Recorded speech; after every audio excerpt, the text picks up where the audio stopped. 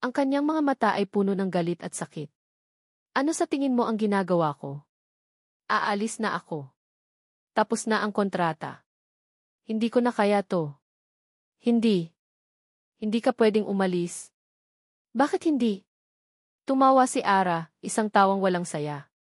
Dahil kailangan mo pa ako para sa show mo. Narinig ko kayo, Liam. This is just for show. Isa lang akong gamit. Isang instrumento para takasan mo ang responsibilidad mo. Tama nga si Marco. Ginagamit mo lang ako.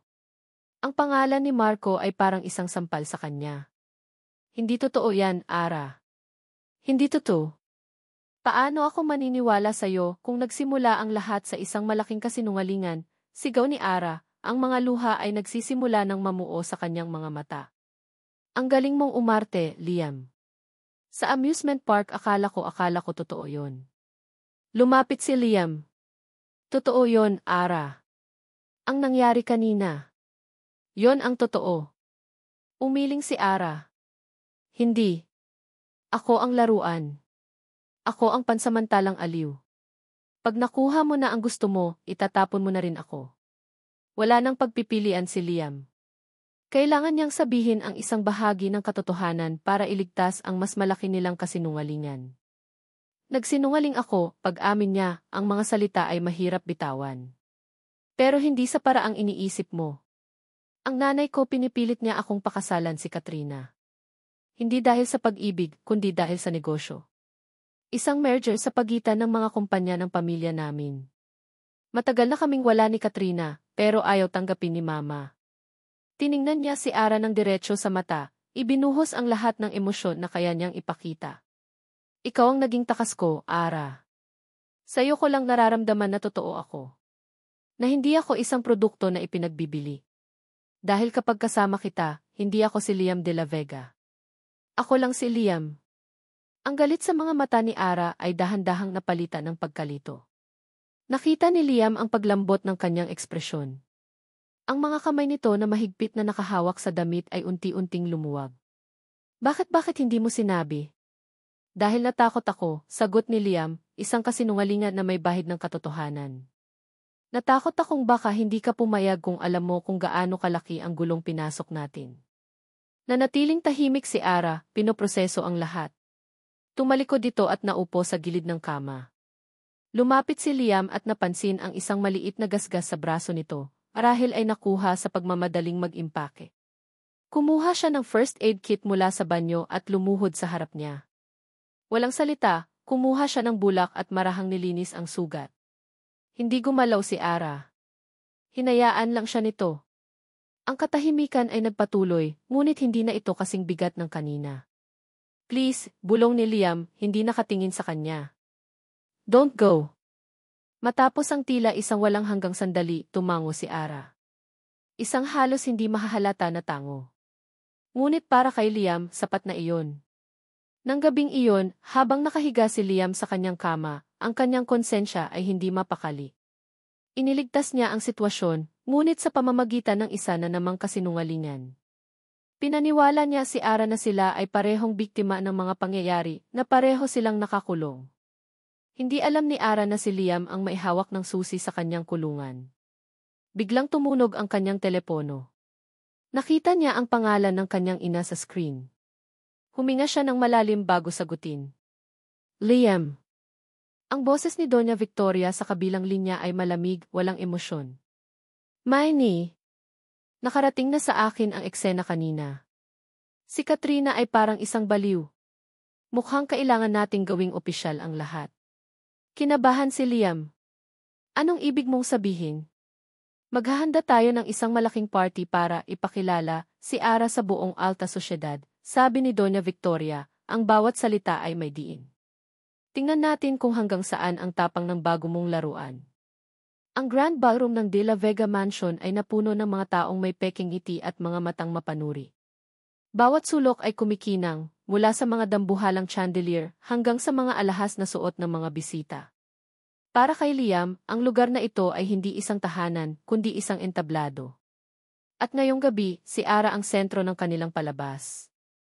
Nakasuot si Ara ng isang simpleng itim na gown na lalong nagpatingkad sa kanyang natural na ganda. Ngunit nakita ni Liam ang tensyon sa kanyang mga balikat at ang pilit ng ngiti sa kanyang mga labi.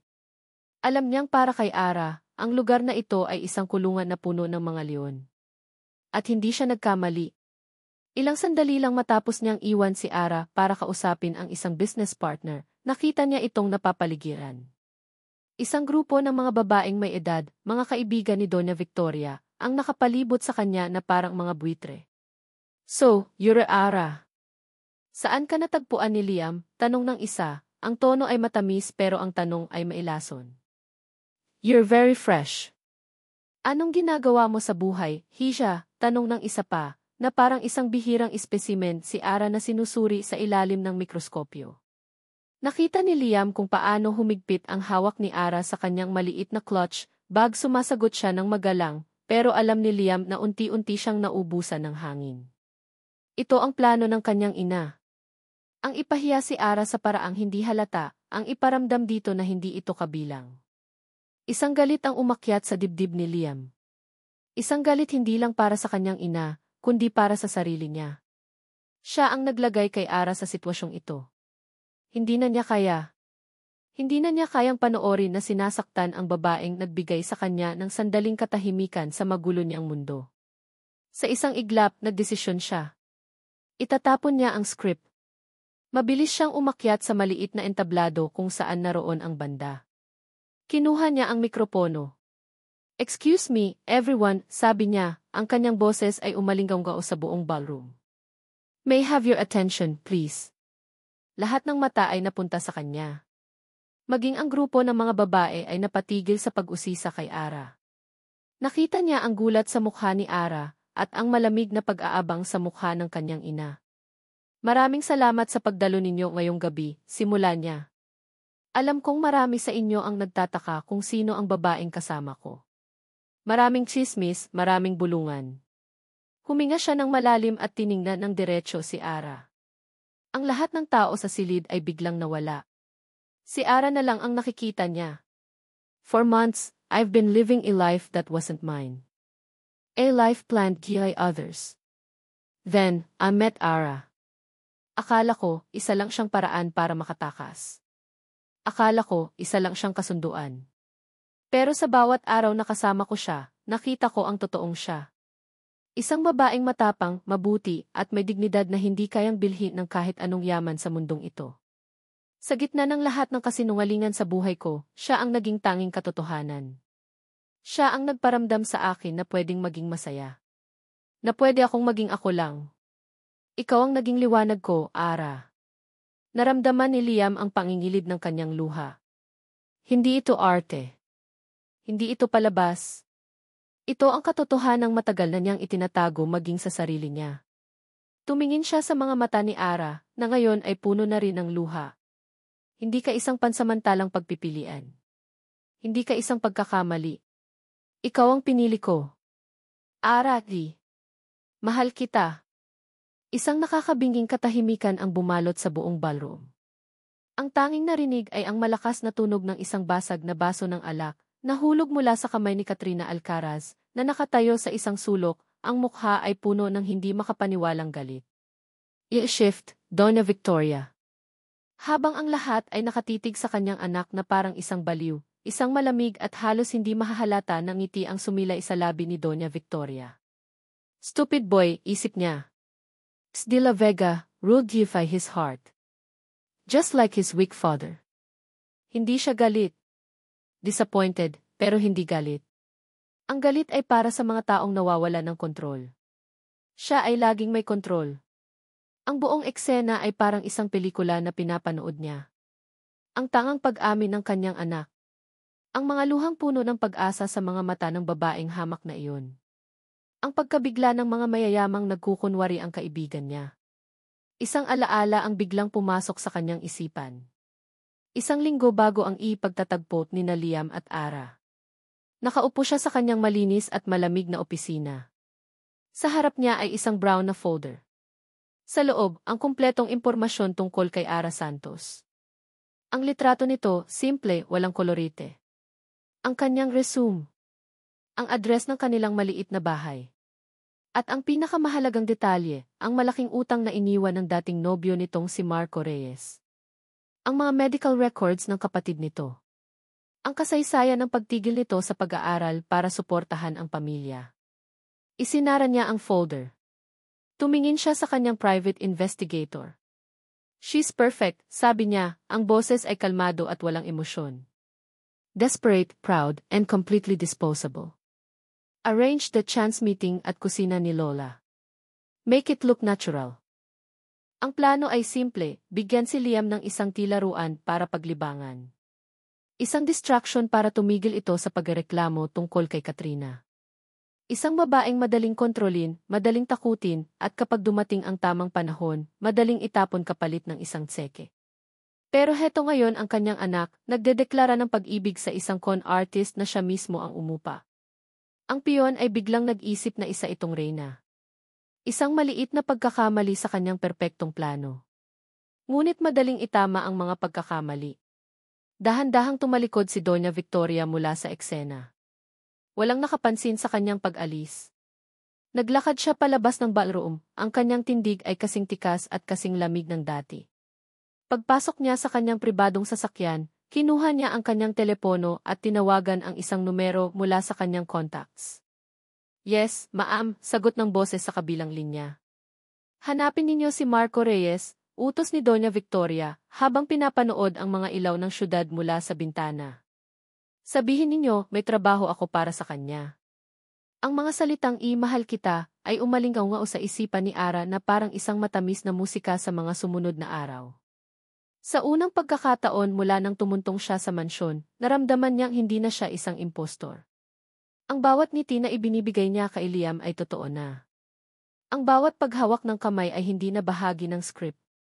Nakatira siya sa isang panaginip. Isang panaginip na may kasamang takot. Masyadong perpekto. Masyadong maganda para maging totoo. At alam niya, sa isang sulok ng kanyang puso, na ang mga magagandang panaginip ay laging may katapusan. Isang hapon, natagpuan niya si Liam sa malawak na kusina ng mansyon. Nakasuot ito ng simpleng puting t-shirt at isang apron. Sa harap nito ay mga sibuyas, bawang toyo at suka. "Anong ginagawa mo?" tanong ni Ara, namamangha. Ngumiti si Liam, isang ngiting ayon lang niya nakita, isang ngiting puno ng purong saya. "Tutuparin ko ang pangarap ko. Magluluto ako ng pinakamasarap na adobo sa buong mundo. At ikaw ang unang titikim." Tinuruan siya ni Liam kung paano maghiwa ng sibuyas nang hindi lumuluha. Tinuruan siya kung paano tamang igisa ang bawang. Habang ginagabayan ni Liam ang kanyang kamay, naramdaman ni Ara ang init ng balat nito. Ang bango na niluluto nila ay humalo sa bango ng pabango ni Liam. Sa sandaling iyon, sa loob ng malaking kusinang iyon, sila lang ang tao sa mundo. "Hindi na to kasama sa script, Ara," bulong ni Liam sa kanya, habang nakatayo sa likod niya. "Ito na ang totoong kwento."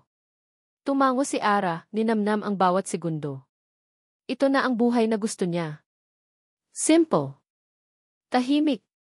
Puno ng pagmamahal. Kinabukasan, nagpaalam si Ara na bibisitahin ang kanyang pamilya. Kailangan niyang ibahagi ang kahit katiting na piraso ng kanyang bagong kaligayahan. Bago siya umalis, binigyan siya ni Liam ng isang sobreng puno ng pera. Para sa gamot ni nanay at sa pag-aaral ni Ben.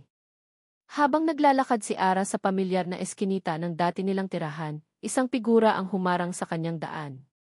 Isang lalaking nakasuot ng mamahaling polo shirt, may bagong gupit, at maihawak na isang malaking baukwet ng mga rosas. Si Marco. "Ara," sabi nito, ang boses ay puno ng pagsisisi. "Mag-usap tayo, please." Napaatras si Ara, ang inis ay agad na pumalit sa kanyang pagkagulat. "Wala na tayong dapat pag-usapan, Marco. Tapos na tayo.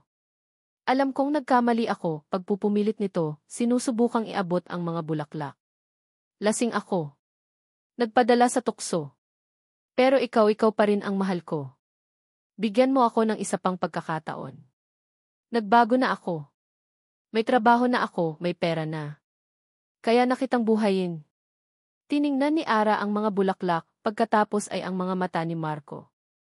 Walang sinseridad. Tanging yabang at pagkukunwari. "Huli na ang lahat, Marco. May mahal na akong iba. Sino? Yung mayaman mong boyfriend. Tumawa si Marco. Huwag kang magpauto, Ara.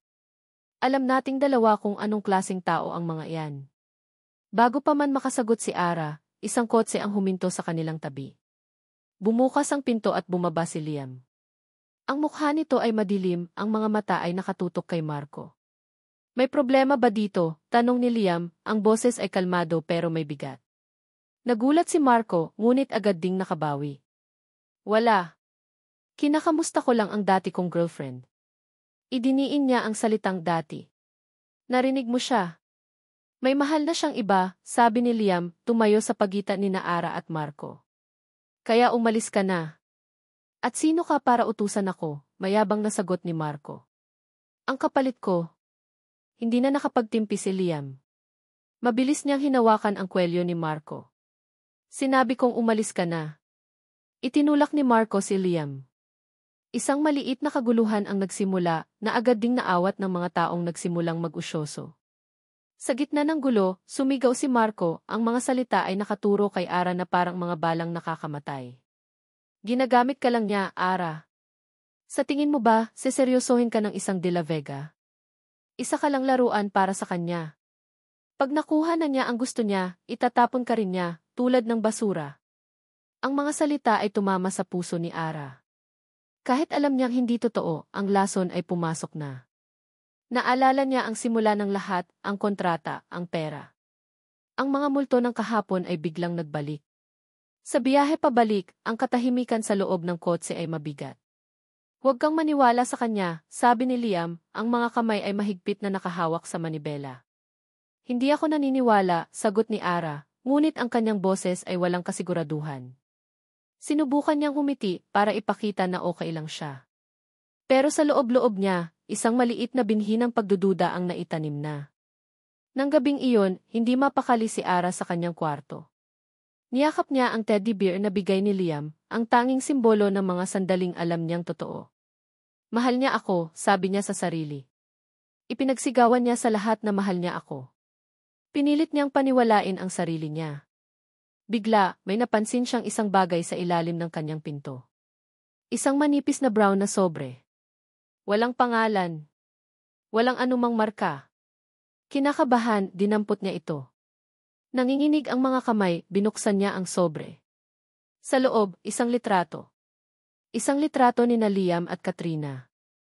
Nakaupo sila sa isang magarbong restaurant. Nakatawa si Liam, ang uri ng tawa na nakita ni Ara sa amusement park. Ang kamay ni Katrina ay nakapatong sa braso ni Liam, ang kanilang mga ulo ay magkalapit. Mukha silang masaya. Mukha silang magkasintahan. Ang litrato ay mukhang bago. Nabitawan ni Ara ang litrato. Parang may malamig na tubig na ibinuhos sa buong katawan niya. Ang musika sa kanyang isipan ay biglang tumigil, napalitan ng nakakabinging sigaw ng mga salita ni Marco. Itatapon ka rin niya, tulad ng basura. Ang litrato ay parang isang piraso ng yelo sa kamay ni Liam. Pinulot niya ito mula sa sahig kung saan ito iniwan ni Ara. Ang ngiti sa kanyang mukha sa litrato, ang paraan ng pagkakadikit ni Katrina, lahat ay isang perpektong kasinungalingan na binuo para wasakin ang lahat ng pinaghirapan niya. It's a setup, Ara. Can't you see, sabi ni Liam, ang boses ay puno ng frustrasyon. Pinadala yan dito para sirain tayo. Nakatayo si Ara sa kabilang dulo ng silid, ang mga braso ay nakayakap sa sarili na parang isang pananggalang. Isang setup. Liam, paano mo maipapaliwanag yan? Ang saya-saya mo dyan. Mukhang mas masaya ka pa kaysa noong kasama mo ako. Ang mga salita ay tumusok sa puso ni Liam. That's not true. It was a business dinner.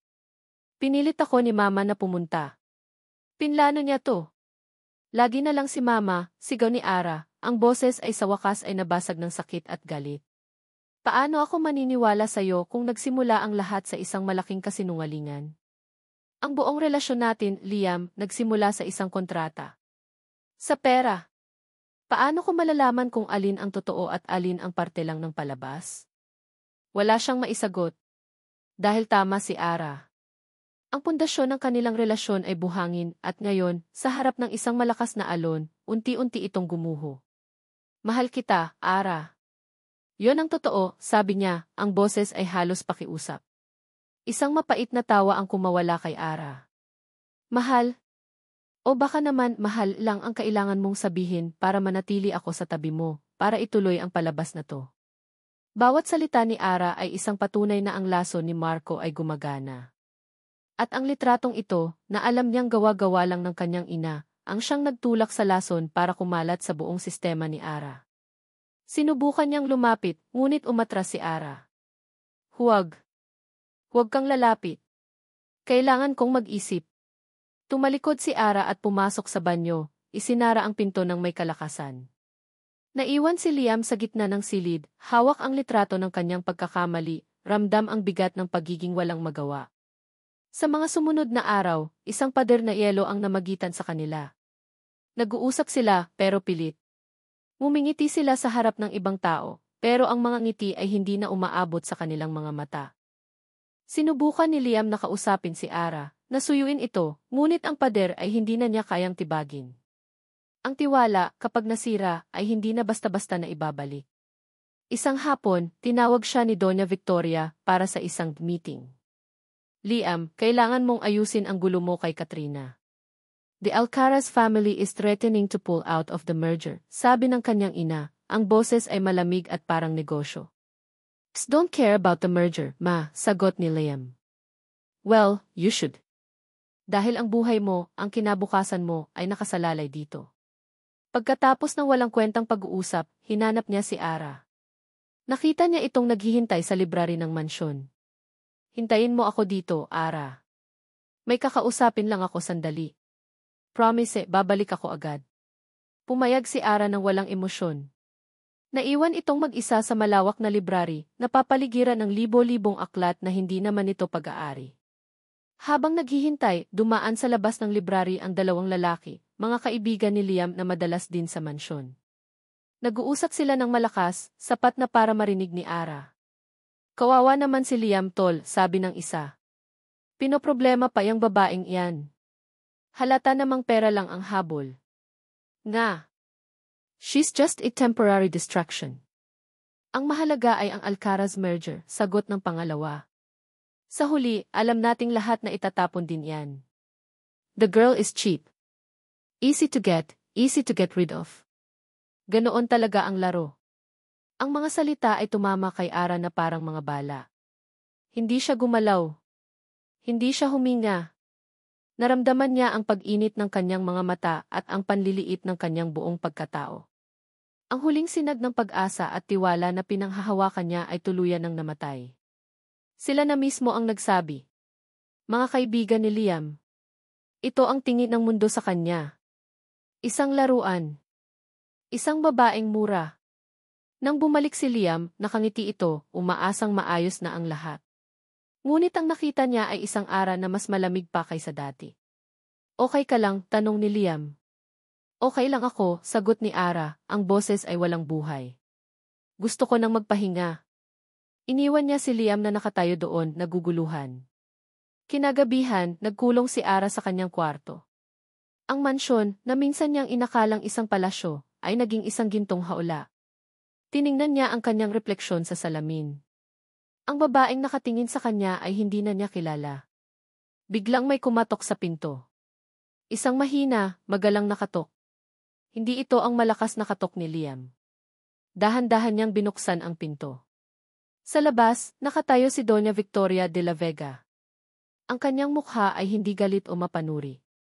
Sa halip, mayroon itong bakas ng awa at pag-aalala, isang ekspresyon na mas nakakatakot kaysa sa kanyang karaniwang malamig na tindig.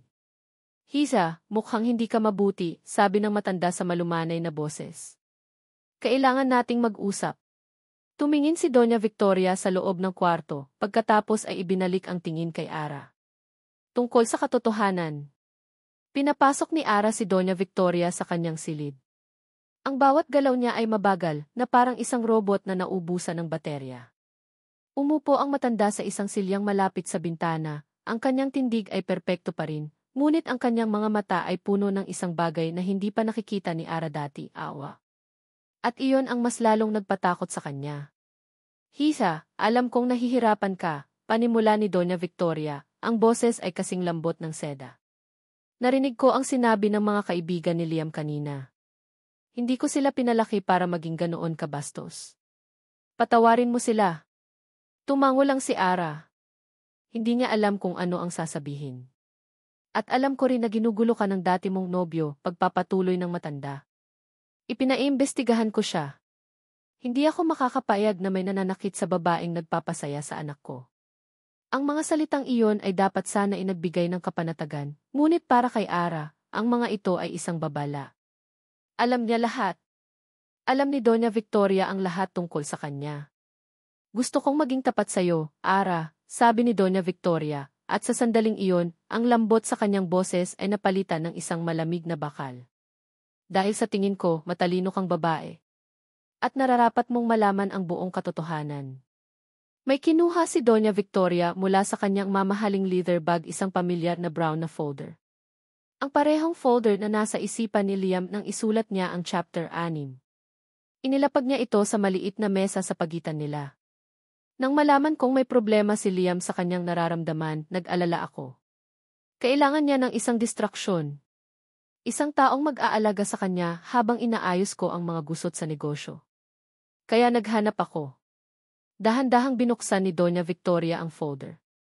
Ang unang pahina ay isang litrato. Isang litrato ni Ara. Hindi litrato niya nakasama si Liam. Isang litrato niya nakuha mula sa malayo habang naglalakad siya pauwi mula sa dati niyang trabaho. Kuha ito isang linggo bago pa man niya makilala si Liam sa kusina ni Lola. Hindi siya makahinga. Ang bawat salita ay parang isang suntok sa sikmura na nagpatalsik sa lahat ng hangin mula sa kanyang baga. Nalaman ko ang lahat tungkol sa'yo, pagpapatuloy ni Doña Victoria, na parang nag-ulat lang ng panahon. Ang utang na iniwan ni Marco. Ang pangangailangan ng kapatid mo. Ang pagtigil mo sa pag-aaral. Ikaw ang perpektong kandidato. Inilipat niya ang pahina. Naroon ang mga financial records ng kanyang pamilya. Ang mga hospital bills ni Ben, ang bawat kahinaan niya ay nakasulat sa itim at puti. Ang buong buhay niya binuod sa isang folder. Pero paano, halos pabulong na tanong ni Ara. I arranged the chance meeting at the restaurant.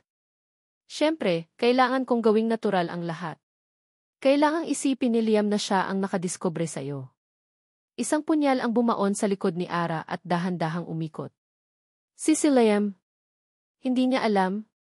Isang maliit, desperadong sinag ng pag-asa. Isang mapait na ngiti ang gumuhit sa labi ni Doña Victoria. Hiza, huwag kang maging inosente. Sa tingin mo ba, gagawin ko ang isang bagay na hindi alam ng anak ko? He approved of the plan. Kailangan niya ng isang babaeng manageable. Isang babaeng hindi magrereklamo, isang babaeng madaling pasunurin dahil sa pangangailangan. He knew you were in debt. That's why he was so confident when he offered you the contract. Gumuho ang mundo ni Ara. Ang pag-amin sa party. Ang mga tawa sa amusement park. Ang pagluto ng adobo. Ang mga halik. Ang mga yakap. Lahat. Lahat ay isang malaking kasinungalingan. Isang perpektong isinulat na script na ginampanan niya nang hindi niya alam. Siya ang tanga. Siya ang nauto. You were just sipaon, dear, sabi ni Doña Victoria. Ang boses ay puno ng huwad na awa. A very effective one, I must admit. But the game is over. Liam will marry Katrina. The merger will proceed. And you will be compensated for your services. May kinuha si Doña Victoria mula sa folder. Isang tseke. Inilapag niya ito sa ibabaw ng litrato ni Ara. Ang halaga na nakasulat ay sapat para bumili ng 10 bahay na katulad ng dati nilang tinitirhan. Consider this a termination fee. For a job well done.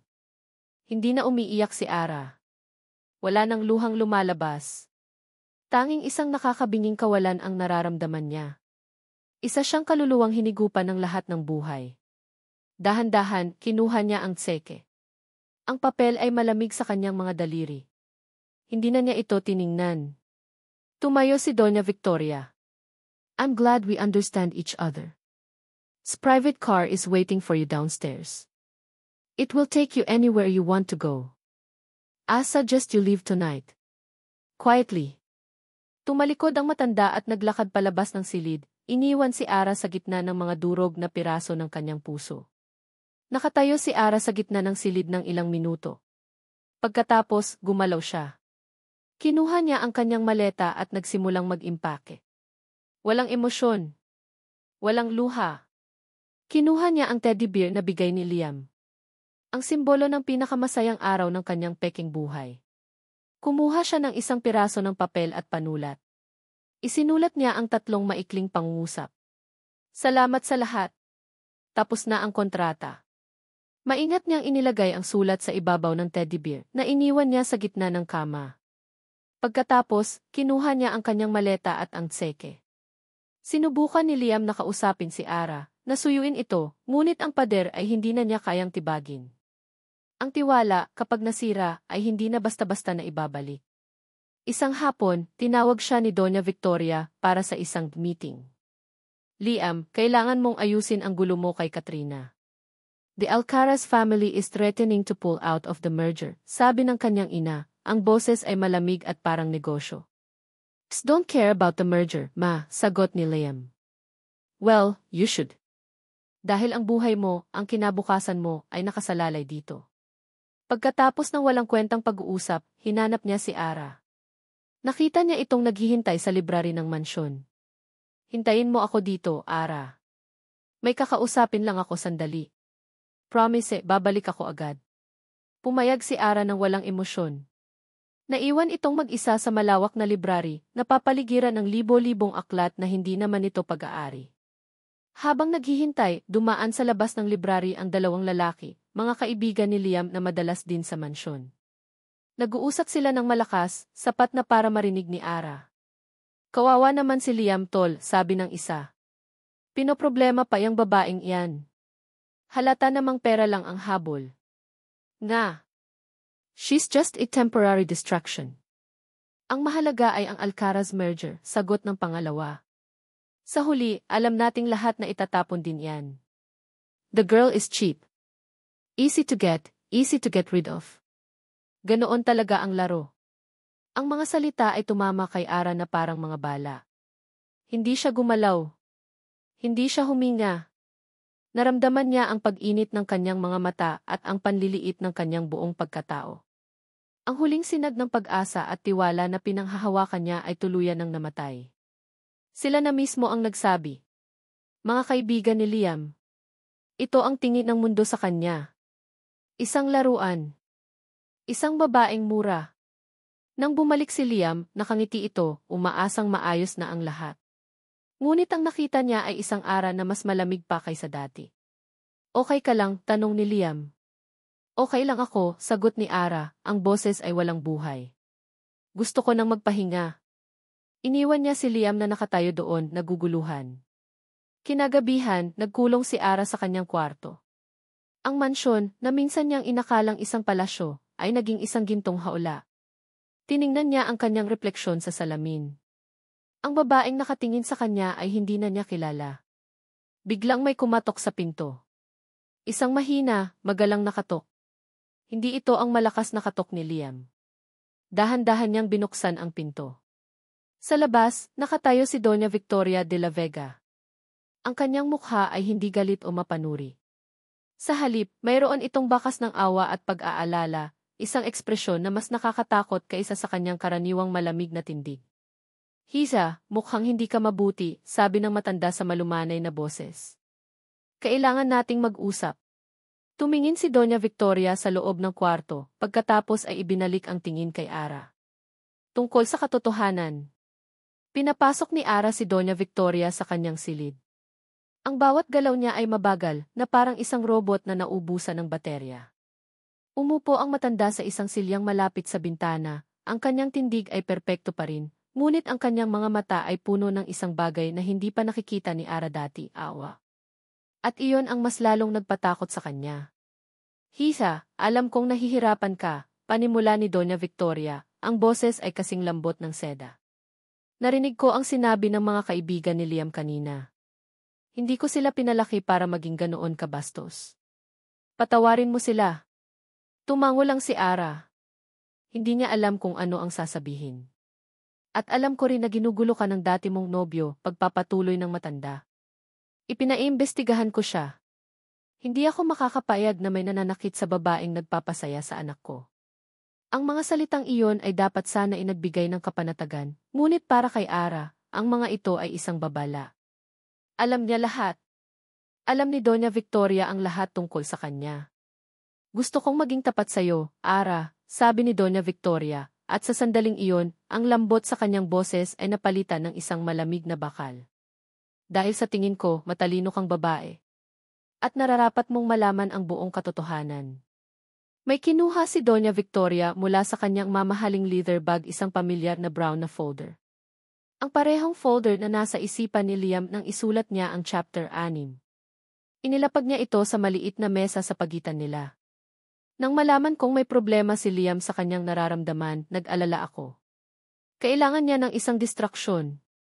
Isang taong mag-aalaga sa kanya habang inaayos ko ang mga gusot sa negosyo. Kaya naghanap ako. Dahan-dahang binuksan ni Doña Victoria ang folder. Ang unang pahina ay isang litrato. Isang litrato ni Ara. Hindi litrato niya nakasama si Liam. Isang litrato niya nakuha mula sa malayo habang naglalakad siya pauwi mula sa dati niyang trabaho. Kuha ito isang linggo bago pa man niya makilala si Liam sa kusina ni Lola. Hindi siya makahinga. Ang bawat salita ay parang isang suntok sa sikmura na nagpatalsik sa lahat ng hangin mula sa kanyang baga. Nalaman ko ang lahat tungkol sa iyo, pagpapatuloy ni Doña Victoria, na parang nag-ulat lang ng panahon. Ang utang na iniwan ni Marco. Ang pangangailangan ng kapatid mo. Ang pagtigil mo sa pag-aaral. Ikaw ang perpektong kandidato. Inilipat niya ang pahina. Naroon ang mga financial records ng kanyang pamilya. Ang mga hospital bills ni Ben, ang bawat kahinaan niya ay nakasulat sa itim at puti. Ang buong buhay niya, binuod sa isang folder. Pero paano, halos pabulong na tanong ni Ara. I arranged the chance meeting at the restaurant. Siyempre, kailangan kong gawing natural ang lahat.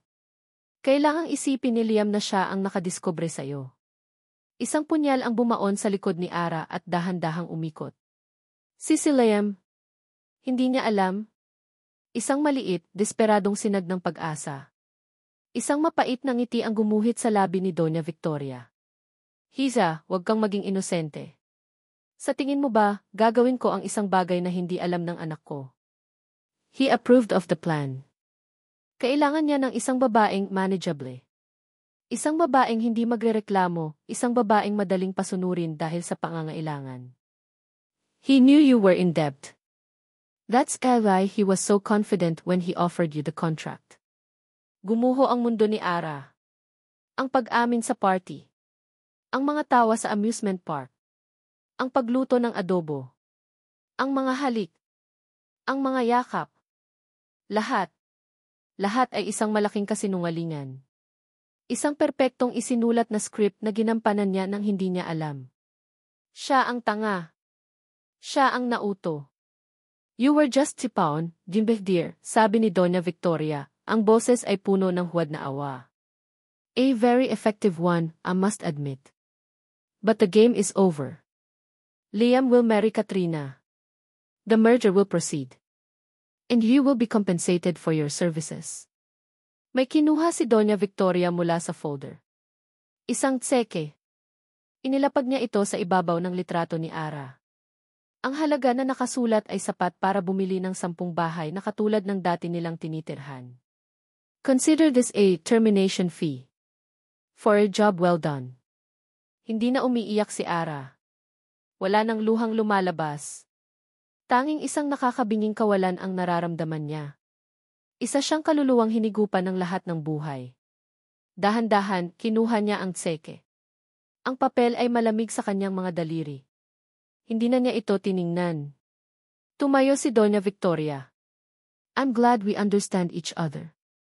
His private car is waiting for you downstairs.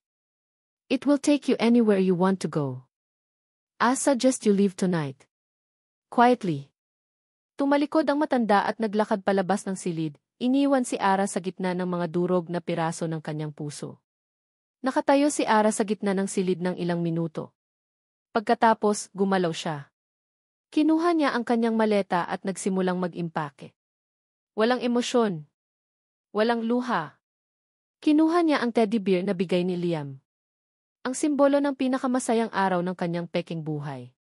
Kumuha siya ng isang piraso ng papel at panulat. Isinulat niya ang 3 maikling pangungusap. Salamat sa lahat. Tapos na ang kontrata. Maingat niyang inilagay ang sulat sa ibabaw ng teddy bear na iniwan niya sa gitna ng kama. Pagkatapos, kinuha niya ang kanyang maleta at ang tseke.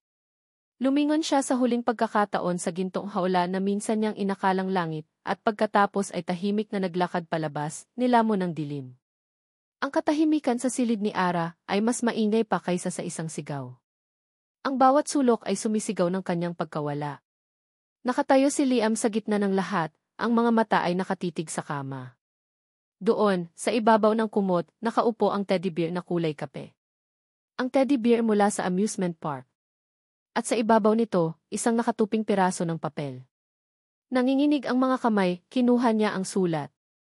Binuksan niya ito. 3 pangungusap lang. Salamat sa lahat. Tapos na ang kontrata. Ang salitang kontrata ay parang isang punyal na bumaon ng diretso sa kanyang puso. Hindi paalam. Hindi hanggang sa muli. Kundi kontrata. Isang paalala na sa mata ni Ara, lahat ng nangyari ay isa lamang transaksyon. Hindi. Hindi pwede. Agad niyang kinuha ang kanyang cellphone. Paulit-ulit niyang tinawagan ang numero ni Ara. Bawat ring na walang sagot ay isang martilyong pumupukpok sa kanyang dibdib. Hanggang sa ang boses na sumagot ay hindi na ang ringtone, kundi ang malamig at walang buhay na boses ng operator. The number you have dialed is no longer in service. Parang gumuho ang sahig sa kanyang paanan. Itinapon niya ang cellphone sa kama. Ang isip niya ay nag-uunahan sa paghahanap ng kasagutan. Saan siya pupunta? Sa dati nilang bahay? Sa mga kaibigan niya? Mabilis siyang tumakbo palabas ng mansyon, papunta sa guardhouse. Nakita niyo bang umalis si Ara? Tanong niya sa gwardiya, hingal na hingal. Nagkatinginan ang 2 gwardiya. Isang tinging puno ng pag-iwas. Wala po kaming nakita, Sir Liam. Isang kasinungalingan. Alam niya. Nakikita niya sa mga mata nila. Ang pag-alis ni Ara ay planado. Organisado. At iisang tao lang ang may kakayahang gawin iyon. Isang malamig na galit ang gumapang sa kanyang buong katawan, pinapalitan ang panik at takot. Ang galit na ito ay pamilyar, ngunit ngayon, wala na itong kasamang takot. Ito ay purong galit. Mabilis siyang bumalik sa loob ng mansyon, ang bawat hakbang ay mabigat at may determinasyon. Nilagpasan niya ang mga katulong na nagtatakang nakatingin sa kanya. Umakyat siya sa 2 palapag at tinungo ang isang pinto sa dulo ng pasilyo. Ang opisina ng kanyang ina. Hindi na siya kumatok. Itinulak niya ang pinto ng malakas. Si Doña Victoria ay nakaupo sa kanyang malaking desk, nagbabasa ng mga dokumento. Tumingin ito sa kanya, hindi nagulat, tanging may bahid ng inis. Anong klaseng kabastusan ito, Liam? Nasaan si Ara? Tanong ni Liam, ang boses ay kalmado sa isang paraang nakakatakot. Itinaas ng kanyang ina ang isang kilay. Ara? Sino yon? Yung babaeng binayaran mo. Siguro umuwi na. Tapos na ang trabaho niya, hindi ba? Huwag mo akong gawing tanga, ma, sigaw ni Liam, at sa isang mabilis na kilos, iwinasiwas niya ang kanyang kamay sa ibabaw ng mesa. Ang mga papel ay lumipad. Ang mamahaling pluma ay tumilapon sa sahig. Alam kong ikaw ang nagpaalis sa kanya. Ibalik mo siya sa akin. Sa unang pagkakataon, nakita ni Liam ang gulat sa mga mata ng kanyang ina. Ngunit agad itong napalitan ng isang mas matigas na ekspresyon. Tumayo si Doña Victoria. Tumigil ka, Liam. Huwag kang mag-eskandalo para sa isang babaeng walang kwenta. Kailangan mong harapin ang responsibilidad mo. Ang kasal kay Katrina ang magliligtas sa kumpanyang ito. Wala akong pakialam sa kumpanya, sigaw ni Liam. Tinanggal mo sa akin ang nag-iisang taong nagparamdam sa akin na totoo ako. Sa kanyang pagwawala, napatingin siya sa isang sulok ng opisina. Isang maliit, antigong kahon na gawa sa kahoy ang nakapatong sa isang aparador. Ang kahon na iyon. Simula pagkabata, nakikita na niya iyon pero hindi niya alam kung ano ang laman. Laging nakakandado. Ano to? Tanong niya, lumalakad palapit dito. Biglang nagbago ang mukha ng kanyang ina. Ang galit ay napalitan ng takot. Huwag mong gagalawin yan. Huli na ang lahat. Kinuha ni Liam ang kahon. Sinubukan itong agawin ni Doña Victoria. Akin na yan, Liam. It's private. Nagpumiglas sila. Isang anak at isang ina, nag-aagawan sa isang kahon ng mga lihim. Sa kanilang paghahatakan, nabitawan nila ang kahon. Bumagsak ito sa matigas na sahig na gawa sa marmol at nabiyak. Kumalat ang laman nito. Mga lumang papel. Mga lumang litrato. At isang sobre na kulay dilaw na sa katagalan. Ang sulat kamay sa labas ay pamilyar. Ito ang sulat kamay ng kanyang ama. Nanginginig, pinulot ni Liam ang sobre. Huwag mong basahin yan, sigaw ng kanyang ina, ang boses ay puno ng desperasyon. Pero binuksan niya ito. Isang piraso lang ng papel ang laman. Binasa niya ang mga salita. Victoria, patawad. Hindi ko na kaya. Ang bigat ng pangalan, ang bigat ng kumpanya, dinudurog ako. Sabihin mo na lang kay Liam na naaksidente ako. Huwag mong hahayaang isipin niyang duwag ang kanyang ama. Mahal na mahal ko kayo. Ang mga letra ay nagsimulang lumabo sa paningin ni Liam. Ang kanyang ama. Ang kanyang amang sinabi sa kanya na namatay sa isang car accident. Nagpakamatay. At alam ito ng kanyang ina sa lahat ng panahong ito. Dahan-dahan niyang itinaas ang kanyang paningin mula sa sulat at tiningnan ang kanyang ina. Hindi na ito ang makapangyarihang Doña Victoria de la Vega. Isa na lang itong babaeng takot na nabisto ang pinakatatagong kasinungalingan. Lahat ay naging malinaw. Ang pagkontrol. Ang pagmamanipula. Ang paggamit sa lahat ng tao sa paligid niya, maging ang sariling anak, para sa kapakanan ng pangalan at ng kumpanya. Nawala ang galit ni Liam. Napalitan ito ng isang nakakabinging katahimikan. Isang malamig at matigas na desisyon ang nabuo sa kanyang puso. Dahan-dahan, lumakad siya pabalik sa desk. Isa-isa, inilapag niya ang mga bagay mula sa kanyang bulsa. Ang susi ng kanyang sports car. Ang kanyang platinum credit cards. Ang kanyang wallet. Huling hinubad niya ang mamahaling relos sa kanyang pulsuhan, ang parehong relos na simbolo ng kanyang pagiging isang de la Vega. Inilapag niya ito sa ibabaw ng lahat. Tumingin siya sa kanyang ina, ang mga mata niya ay walang emosyon. Walang galit. Walang sakit. Tanging kawalan. Tinanggal mo sa akin ang lahat ng mahalaga sa buhay ko, sabi niya sa isang boses na halos hindi na niya makilala. Ang alaala ng tatay ko. Ang babaeng mahal ko. Huminga siya ng malalim. Ngayon, ako naman. I am no longer de la Vega. Tumalikod si Liam at naglakad palabas ng opisina, palabas ng mansyon. Tanging ang damit sa kanyang katawan at ang kaunting pera sa kanyang bulsa ang dala niya. Hindi niya alam kung saan siya pupunta. Hindi niya alam kung paano siya magsisimula. Pero isang bagay ang sigurado. Hahanapin niya si Ara. Kahit saang sulok pa ng mundo. 6 na buwan. 6 na buwan na ang lumipas. Para kay Ara, ang 6 na buwan na iyon ay parang 6 na taon at 6 na araw ng sabay. Ang tseke mula kay Doña Victoria, na parang isang kasunduan sa demonyo, ang nagligtas sa kanila. Naipasok niya sa ospital ang kapatid niyang si Ben at matagumpay itong naoperahan. Nabayaran niya ang lahat ng kanilang utang. May maliit na halaga pa siyang ibinigay sa kanyang ina para makapagsimula ng isang maliit na tindahan. Pagkatapos, nagpaalam siya. Saan ka pupunta, anak? Tanong ng kanyang ina, ang mga mata ay puno ng pag-aalala. Malayo po, naisagot niya. Kailangan ko lang pong hanapin ulit ang sarili ko. Dinala siya ng isang bus sa Bicol. Isang lugar na ang tanging pamilyar sa kanya ay ang perpektong hugis ng bulkang Mayon sa mga libro. Doon, sa isang maliit na bayan sa tabi ng dagat, sinubukan niyang magsimula muli. Ang buhay niya ay naging simple at paulit-ulit. Gigising siya sa tunog ng mga alon, hindi sa tunog ng alarma. Magtatrabaho siya sa isang maliit na karinderya, ang kainan ni Aling Cora, kung saan ang kanyang mga kamay ay laging amoy sibuyas at bawang. Sa gabi, uuwi siya sa isang maliit na kwartong inuupahan, pagod ngunit payapa. Payapa, pero may kulang. May mga gabi na napapatingin siya sa mga bituin at naaalala niya ang isang amusement park. May mga araw na nakakakita siya ng magkasintahan na nagtatawanan at isang pamilyar na kirot ang dumadaan sa kanyang puso. Sinubukan niyang kalimutan ang pangalang Liam, pero ang alaala ng kanilang mga sandali, ang mga totoong sandali, na sa tingin niya ay totoo, ay nakakapit sa kanyang kaluluwa na parang isang anino. Ang pera ay nakatulong sa kanyang pamilya, ngunit sinira nito ang kanyang puso. Iyon ang presyo na kailangan niyang bayaran.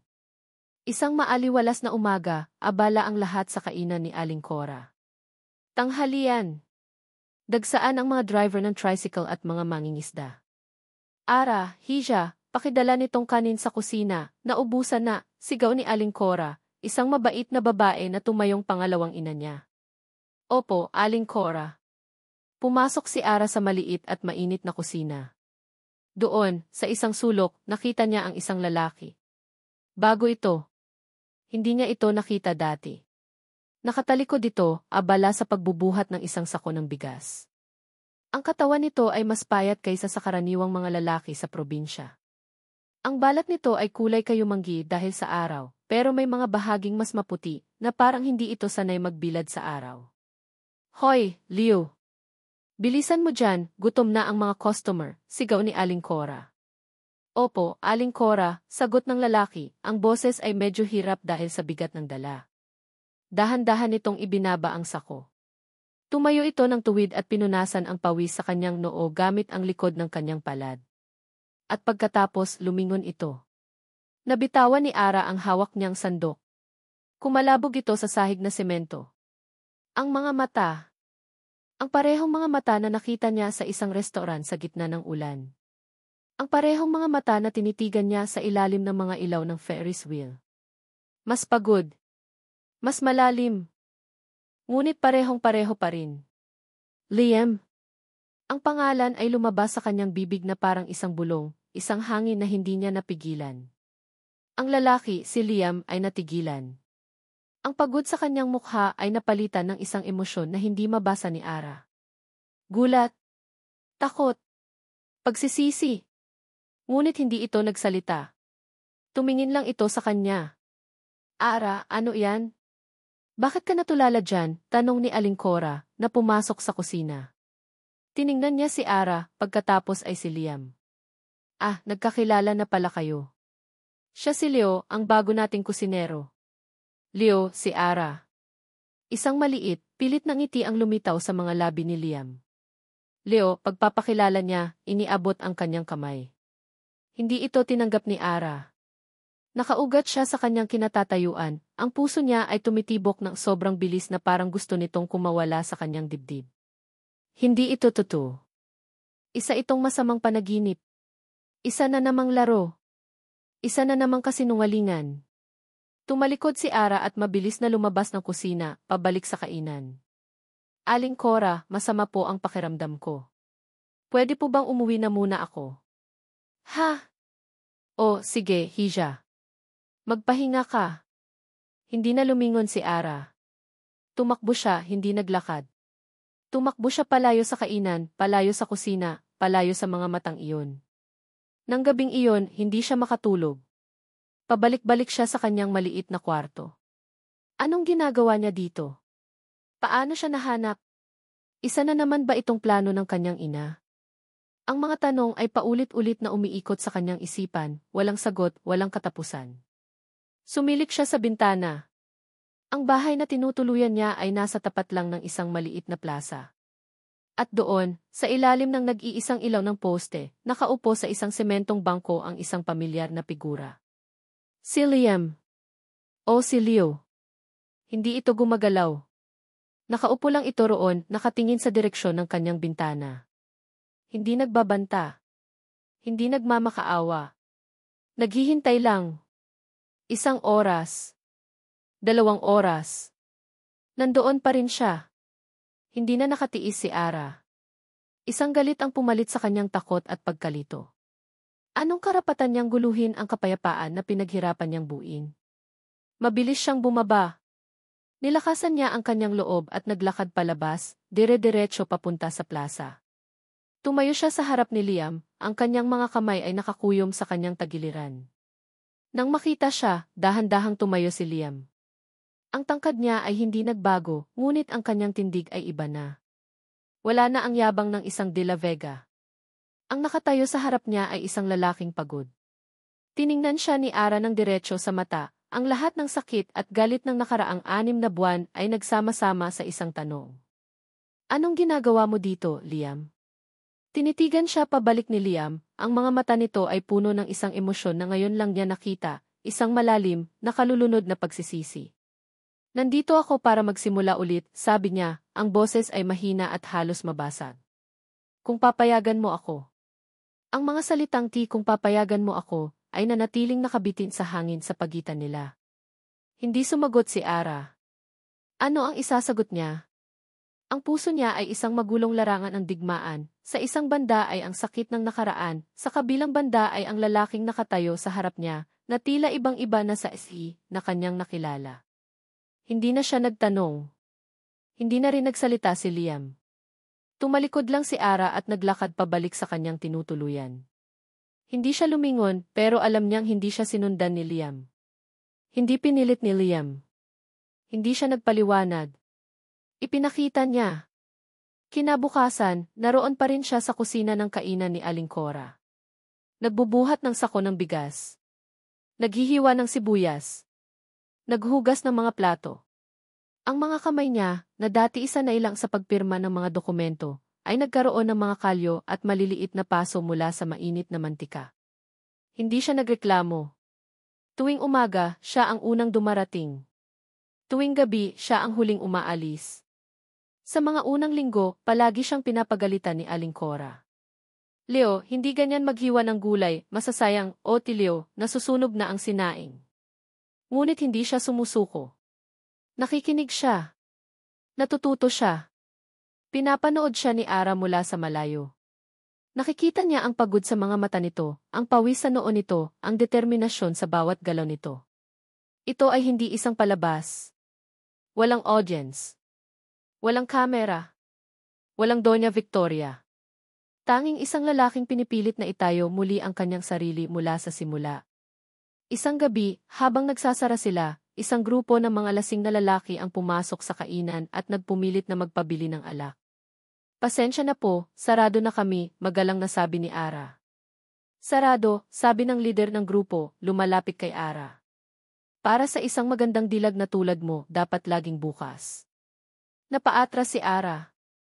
Bago pa man siya makasigaw, isang anino ang mabilis na tumayo sa pagitan nila. Si Liam. Sinabi niyang sarado na kami, sir, sabi ni Liam, ang boses ay kalmado ngunit matatag. Hindi ito galit. Ito ay isang pader. At sino ka naman, itinulak ng lasing si Liam. Hindi gumanti si Liam. Nanatili lang siyang nakatayo, pinoprotektahan si Ara sa kanyang likuran.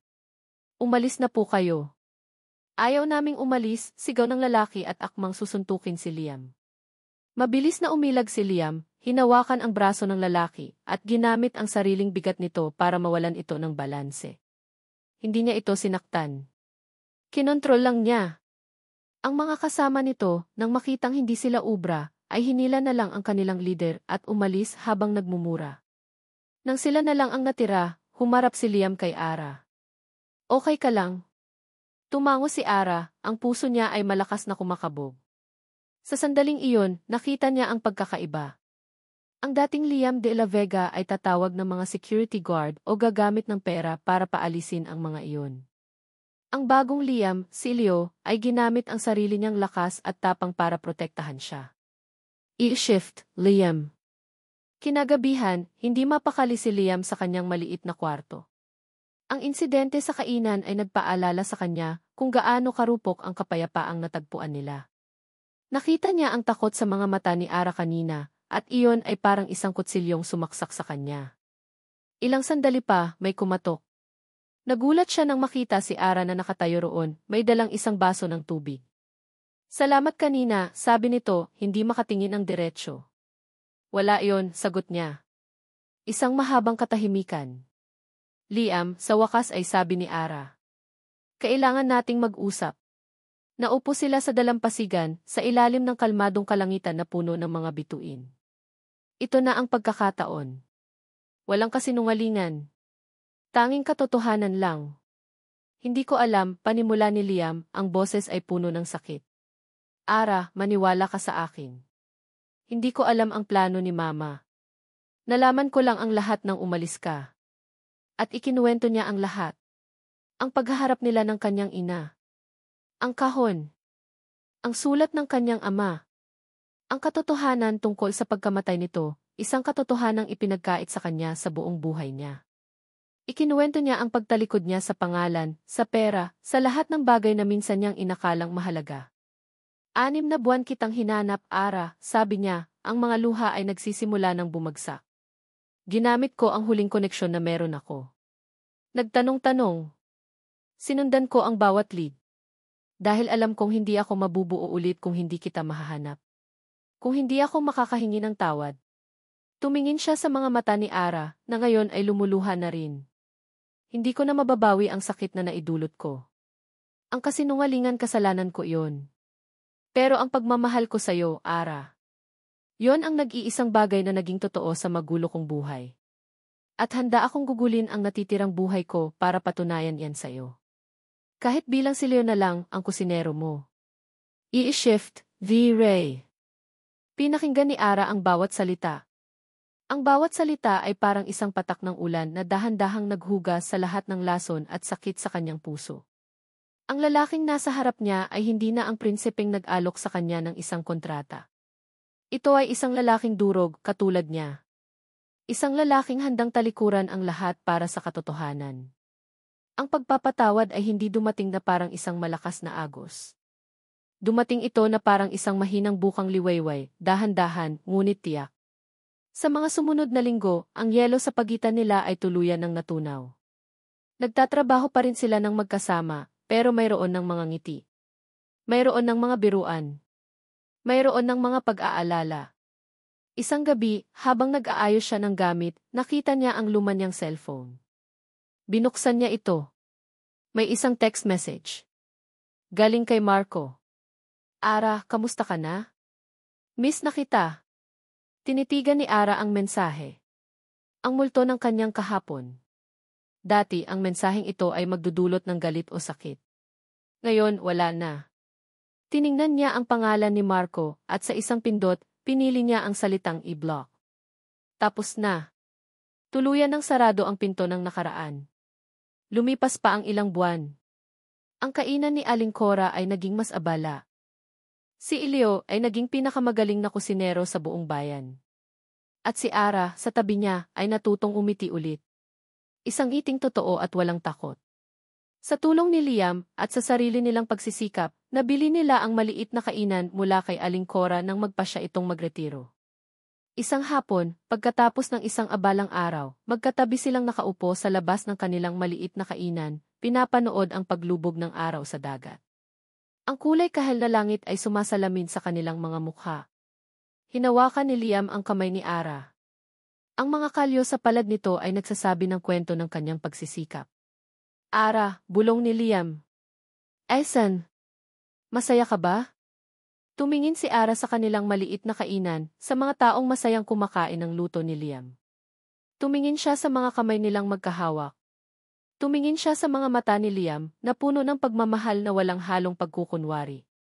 Ngumiti siya, isang ngiting nagmumula sa kaibuturan ng kanyang kaluluwa. Liam. Masaya ako. Ginantihan siya ni Liam ng isang ngiti. Tumingin siya sa paligid, sa simpleng buhay, sa payapang dagat, sa babaeng nasa tabi niya. Ito, sabi niya, ang boses ay puno ng pasasalamat. Ito ang totoong kayamanan. At sa paglubog ng araw, nagsimula ang kanilang totoong kwento. At dito nagtatapos ang kwento ni Liam at Ara, isang kwentong nagsimula sa isang kontrata, at nagtapos sa isang wagas na pagsinta. Mula sa kaibuturan ng aking puso, maraming salamat. Salamat sa inyong walang sawang pagsubaybay sa bawat kabanata ng kanilang paglalakbay. Sa pagtawa, pag-iyak, pagkainis, at muling pag-asa kasama ang ating mga bida. Ang pagsulat ng kanilang kwento ay isa ring emosyonal na paglalakbay para sa akin. May mga pagkakataon na halos nararamdaman ko ang bigat sa dibdib ni Ara, at ang bigat ng desisyon sa mga balikat ni Liam. Bawat salitang aking binitawan ay may iisang hangarin, ang iparamdam sa inyo na hindi lang kayo mga tagapakinig, kundi mga kasama sa kanilang mundo. Sapagkat ang kwento ni Ara at Liam ay higit pa sa isang simpleng love story. Ito ay isang paalala na ang tunay na pag-ibig ay hindi nasusukat sa yaman o estado sa buhay, kundi sa katapatan. Ito ay tungkol sa kapangyarihan ng pagpapatawad na kayang buuin ang mga pusong wasak, at sa lakas ng pag-asa na kayang magbigay liwanag kahit sa pinakamadilim na kabanata ng ating buhay. Ngayon, nais ko namang marinig ang inyong mga boses. Anong eksena ang pinakatumatak sa inyo? Anong aral ang baon ninyo mula sa kanilang kwento? Saang bahagi kayo pinakakinilig, nainis o naluha? Huwag po kayong mag-atubiling ibahagi ang inyong mga saloobin sa comment section sa ibaba. Bawat komento ninyo ay isang inspirasyon. Muli, mula sa inyong lingkod na manunulat, taos puso akong nagpapasalamat sa inyong pagtangkilik. Hanggang sa susunod nating kwento. Ang relos. Iyon ang unang napansin ni Ara. Kumikinang sa ilalim ng ilaw ng poste, ang pilak na strap nito ay tila isang malamig na guhit ng kidlat sa gitna ng madilim at umuulan na gabi. Ang relos na iyon, na 6 na buwan niyang hinulugan mula sa kakarampot niyang sahod. Ang relos na ibinigay niya kay Marco noong kaarawan nito, kasama ang lahat ng pangarap niya. At ngayon, naroon ito sa pulsuhan ni Marco, pero hindi para sa kanya ang paggalaw nito. Nakita ni Ara kung paano itinaas ni Marco ang kamay na iyon para buksan ang pinto ng isang mamahaling kotse. At para sa babaeng nakangiti sa loob nito, isang babaeng may seda na damit at prelas na hikaw. Ang babaeng sinabi ni Marco na tibos lang niya. Isang matalim na kirot ang pumunit sa dibdib ni Ara, mas masakit pa sa ginaw na tumatago sa manipis niyang blusa. Kaninang hapon lang, ang ginaw na iyon ay nagsimula sa loob ng isang malamig na opisina. Ara, I'm sorry. The company has to make some cuts. Ang mga salita ng kanyang manager ay tila walang kabuhay-buhay, paulit-ulit na umalinggaw sa kanyang isipan. Hindi man lang siya tiningnan sa mata. Isang sobrang puti lang ang iniabot sa kanya, kasama ng isang karton na kahon para sa kanyang mga gamit. 5 taon. 5 taon ng pagpasok ng maaga at pag-uwi ng gabi. 5 taon ng pagtitiis at pagsisikap, naglahong lahat sa loob ng 5 minuto. Ngayon, sa harap niya, isa na namang kataksilan ang nasasaksihan niya. Ang sakit ng pagkawala ng trabaho ay biglang nadoble, na triple, sa sakit ng pagtataksil na nakikita niya ngayon. Ang pag-ulan ay lumakas, ang mga patak nito ay humahampas sa kanyang mukha, humahalo sa mga luhang hindi na niya napigilang bumagsak. Hindi na niya naramdaman ang pag-alis ng kotseng itim. Ang tanging nakita niya ay ang pag-iwan sa kanya sa gitna ng kalsada, basang-basa, wasak na wasak. Nagsimula siyang maglakad. Walang direksyon, walang patutunguhan. Ang mga ilaw ng syudad ay lumabo sa kanyang paningin. Ang mga busina ng sasakyan ay tila nanggagaling sa malayo. Ang tanging naririnig niya ay ang tibok ng kanyang pusong durog at ang walang tigil na pangaral ng kanyang isipan, wala kang kwenta. Ipinagpalit ka. Iniwan ka. Dinala siya ng kanyang mga paa sa isang lugar na hindi niya alam kung bakit. Isang restoran na may malalaking salaming bintana at gintong pangalan, kusina ni Lola. Ang init na nagmumula sa loob ay tila isang paanyaya, isang kanlungan mula sa malamig na gabi. Sa isang iglap, pumasok siya. Hindi para kumain, kundi para lang makatakas sa ulan. Naupo siya sa isang maliit na mesa sa pinakasulok, yakap-yakap ang sarili. Ang bango ng pagkain ay nagpaalala sa kanya na hindi pa siya nanananghalian. Ang tiyan niya ay kumalam, ngunit ang wallet niya ay mas lalong walang laman. Bawat mesa ay may mga taong masaya, nagtatawanan, kumakain ng masasarap na pagkain. Samantalang siya, naroon, isang basang multo sa gitna ng kanilang kasiyahan. Napayuko na lang si Ara, itinatago ang mukha sa kanyang mga palad. Ayaw niyang may makakita sa kanyang kahabag-habag na kalagayan. Ilang sandali pa, isang anino ang tumigil sa harap ng kanyang mesa. Dahan-dahan niyang itinaas ang kanyang paningin. Isang lalaking nakasuot ng uniforme ng waiter ang nakatayo roon. Ngunit ang mga mata nito ay hindi pangkaraniwan. Mayroon itong kakaibang init, isang pag-unawa na hindi niya inaasahan. Miss, okay lang po ba kayo? Tanong ng lalaki, ang boses ay mahinahon. Tumango lang si Ara, hindi makapagsalita. Hindi umalis ang waiter. Sa halip, may inilapag ito sa kanyang mesa. Isang tasa ng mainit na tsokolate at isang malinis, puting tuwalya. Nagulat si Ara. Hindi ako umorder nito. Courtesy of the house po, sabi ng lalaki na may maliit na ngiti. Mukhang kailangan niyo po ng pampainit. Hindi alam ni Ara kung ano ang sasabihin. Tinanggap niya ang tuwalya at dahan-dahang pinunasan ang kanyang buhok at mukha. Pagkatapos, hinawakan niya ang tasa. Ang init nito ay gumapang sa kanyang nanlalamig na mga daliri, isang maliit na piraso ng ginhawa sa gitna ng kanyang kapighatsyan. Masamang araw, tanong ulit ng lalaki, na parang nababasa ang lahat sa kanyang mukha. Sa pagkakataong iyon, hindi na napigilan ni Ara. Isang butil ng luha ang pumatak mula sa kanyang mata, at sinundan pa ng marami. Masama? Sobrang sama, sabi niya sa basag na boses. At nagsimula siyang magkwento. Tungkol sa pagkatanggal sa trabaho. Tungkol kay Marco. Tungkol sa relos. Tungkol sa pakiramdam na wala nang natira sa kanya. Ang waiter ay nakinig lang. Hindi siya umimik. Hinayaan lang siyang ilabas ang lahat ng sakit, lahat ng sama ng loob. Nang matapos si Ara, isang katahimikan ang namagitan sa kanila. Paano kung sabihin ko sa'yo, biglang sabi ng lalaki, ang boses ay seryoso na ngayon. Na kaya kong bayaran lahat ng utang mo kapalit ng isang pabor. Natigilan si Ara. Tumingin siya sa lalaki, naguguluhan. Ano? Anong ibig mong sabihin? Sino ka ba? Hindi sumagot ang lalaki. Sa halip, kumuha siya ng isang maliit na card mula sa kanyang bulsa at maingat na inilapag ito sa mesa. Isang simpleng puting card na may pangalan at numero. Liam, sabi niya. May trabaho akong iaalok sa'yo. Isang trabaho na babago sa buhay mo. Magpanggap kang girlfriend ko. Napatanga si Ara. Nagbibiro ka ba? Umiling si Liam. Mukha ba akong nagbibiro? Mayroon kang 24 na oras para magdesisyon. Tawagan mo ako sa numerong iyan kung interesado ka. Tumayo si Liam at tumalikod, naglakad palayo na parang walang nangyari. Naiwan si Ara sa mesa, nakatulala. Sa harap niya ay ang tasa ng tsokolate, ang basang tuwalya, at ang maliit na card na tila naglalaman ng kanyang kaligtasan o ng mas malaki pang kapahamakan. Parang isang mabigat na kumot ang katahimikan sa loob ng jeep na sinasakyan ni Ara pauwi. Huminto na ang ulan, pero ang lamig ay nanatili, nakakapit sa kanyang mga buto. Mahigpit niyang hawak sa kanyang palad ang business card na iniwan ng misteryosong waiter. Liam. Isang pangalan lang. Walang apelyido. Walang kumpanya. Tila isang pangakong mapanganib. Ang amoy ng mamahaling tsokolate ay nanatili sa kanyang pang-amoy, isang malupit na paalala ng mundong saglit niyang nasilip, isang mundong napakalayo sa eskinita na kanyang nilalakaran ngayon.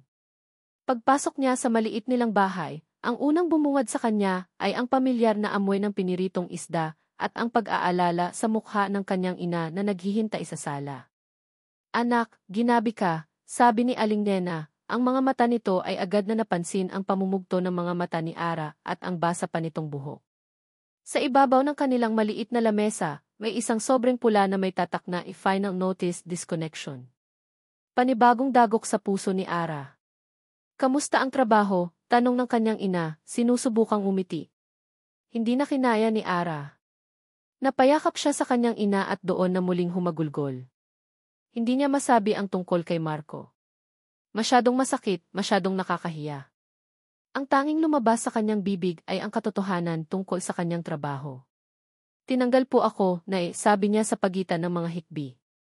Kasama ako sa mga binawas. Naramdaman ni Ara ang paghigpit ng yakap ng kanyang ina. Eve, tahan na, anak. Hindi mo kasalanan iyon. Ang mahalaga, ligtas ka. Hinaplos ni Aling Nena ang kanyang likod. Makakahanap din tayo ng paraan. Ang Diyos hindi natutulog. Ang mga salita ng kanyang ina, na dapat sana ay magbibigay ng lakas, ay lalo lang nagpabigat sa kanyang dibdib. Paano siya makakahanap ng paraan? Ang utang nila sa kuryente, ang gamot ng kanyang ina, ang pag-aaral ng kanyang bunsong kapatid lahat ay nakasandal sa kanya. At ngayon wala na siyang sandalan. Kinagabihan, hindi makatulog si Ara. Nakahiga siya sa kanyang maliit na kwarto, nakatitig sa kisam na may mga bakas na ng tulo. Kinuha niya ang card mula sa kanyang bulsa. Liam. Sino ba talaga siya? Isang waiter na may kakayahang magbayad ng lahat ng utang niya? Impossible. Baka miyembro ng isang sindikato. Baka may gagawin sa kanyang masama. Ang pagdududa at takot ay gumapang sa kanyang buong pagkatao. Binuksan niya ang kanyang luma at mabagal na cellphone. Sinubukan niyang hanapin ang pangalan sa internet. Liam waiter kusina ni Lola. Walang lumabas. Sinubukan niya sa Facebook. Liam. Libo-libo ang resulta. Sumuko siya. Ang alok ay masyadong maganda para maging totoo. At ang mga bagay na masyadong maganda, kadalasan ay may kapalit na masakit. Ipinikit niya ang kanyang mga mata at sinubukang kalimutan ang alok. Maghahanap siya ng trabaho bukas. Kahit ano, papasukin niya. Hindi niya isusuko ang kanyang dignidad para sa pera. Pero tila may ibang plano ang tadhana. Biglang tumunog ang kanyang cellphone. Isang hindi pamilyar na numero. Kinakabahan niya itong sinagot. Hello? Si Ara Santos po ba ito? Tanong ng isang boses sa kabilang linya. Opo, sino po ito? Galing ako sa Fu Lucas Hospital. Tungkol po ito sa kapatid ninyo, si Ben. Biglang bumilis ang tibok ng puso ni Ara. Bakit po? Anong nangyari sa kapatid ko? Kailangan na po siyang maoperahan sa lalong madaling panahon. May nakita kaming komplikasyon sa kanyang appendicitis. Kailangan ninyong makapag-deposit ng at least 150,000 pesos bago namin maisagawa ang procedure. 150,000 piso. Ang mga salita ay tila isang malaking bato na dumagan sa kanyang dibdib. Nawalan siya ng hininga. Saan siya kukuha ng ganoong kalaking pera? Kahit 1 taon niyang sahod, hindi aabot doon. Hello? Miss Santos? Nariyan pa po ba kayo? Oo po, halos pabulong na sagot ni Ara. Sige po. Gagawa po ako ng paraan. Pagkababa niya ng telepono, tuluyan ng gumuho ang lahat ng harang na itinayo niya sa kanyang puso. Ang dignidad, ang pagdududa, ang takot, lahat ay natabunan ng isang mas malakas na damdamin, ang pagmamahal sa kanyang pamilya. Wala na siyang pagpipilian. Nanginginig ang mga kamay, kinuha niya ulit ang business card. Tinitigan niya ang numero. Huminga siya ng malalim, pinipigilan ang isa na namang bugso ng luha. At pagkatapos, pinindot niya ang mga numero sa kanyang cellphone. 2 ring lang, may sumagot na. Liam speaking. Ang boses ay kalmado at direkta. Si Ara ito, sabi niya, ang boses ay nanginginig. Yung sa restaurant. Isang sandaling katahimikan. Nagdesisyon ka na? Sabi ni Ara, isinuko na ang lahat. Tinatanggap ko. Tinatanggap ko ang trabaho. Good, sabi ni Liam. Walang bakas ng emosyon sa kanyang boses. I'll text you an address. Be there in 1 hour. Pagkatapos ng 1 oras, natagpuan ni Ara ang sarili sa lobby ng isang makintab at modernong gusali sa Bonifacio Global City. Nakasuot siya ng kanyang pinakamatinong damit, pero pakiramdam niya ay isa pa rin siyang pulubi sa lugar na iyon. Sumakay siya sa elevator at tumigil sa 30 palapag. De La Vega Law Firm. Isang babaeng nakauniporme ang sumalubong sa kanya at dinala siya sa isang conference room na may malaking bintanang salamin, tanaw ang buong syudad. Nakaupo na roon si Liam. Hindi na siya nakasuot ng uniporme ng waiter. Ngayon, suot niya ay isang simpleng itim na polo shirt at mamahaling maong. Sa tabi niya ay isang lalaking may edad na, nakasuot ng formal na suit. Ara, this is Attorney Salcedo, sabi ni Liam. Tumango lang si Ara, hindi makapagsalita. Inilapag ng abogado sa harap niya ang isang makapal na dokumento na may pamagat na Key Non-Disclosure Death Personal Services Agreement. Basahin mong mabuti, Miss Santos, sabi ng abogado sa formal na tono. Binuksan ni Liam ang isang itim na briefcase na nasa tabi niya. Ang laman nito ay mga bundle ng tig-1,000 piso, maayos na nakasalansan. Napalunok si Ara. Ang pera ay tila may sariling liwanag, nang aakit at nananakot ng sabay. Miss Santos, muling nagsalita ang abogado, na halata ang kanyang pagkatulala. Ang boses nito ay malamig at walang bahid ng anumang emosyon. Once you sign this, there is no turning back. Pinanood ni Liam si Ara habang nanginginig nitong pinipirmahan ang kontrata. Bawat kurba ng panulat sa papel ay tila isang guhit ng kasalanan sa kanyang konsensya. Isang boses sa kanyang isipan ang sumisigaw, "Anong ginagawa mo? Dinadamay mo ang isang inosenteng tao sa gulo ng pamilya mo." Pero may isa pang boses, mas malakas at mas desperado, na bumubulong, "Wala kang pagpipilian. Ito na lang ang paraan." Pagkaalis ng abogado, tanging ang tunog na lang ng aircon at ng kanilang mga hininga ang naririnig sa silid. Sa harap nila, ang isang maletang puno ng pera. Ang kaligtasan ni Ara. At ang kadena na magtatali sa kanya kay Liam. "This is wrong," halos pabulong na sabi ni Ara, nakatingin sa pera na parang lason. "I know," sagot ni Liam, at sa kauna-unahang pagkakataon, narinig ni Ara ang sinseridad sa kanyang boses. "But this is the only way I can buy myself some time. At ito lang ang paraan para matulungan kita." Isang kasunduan na isinilang mula sa desperasyon ng dalawang tao. Ang unang bahagi ng trabaho ay ang pinakaayaw ni Liam, ang pagbabago kay Ara.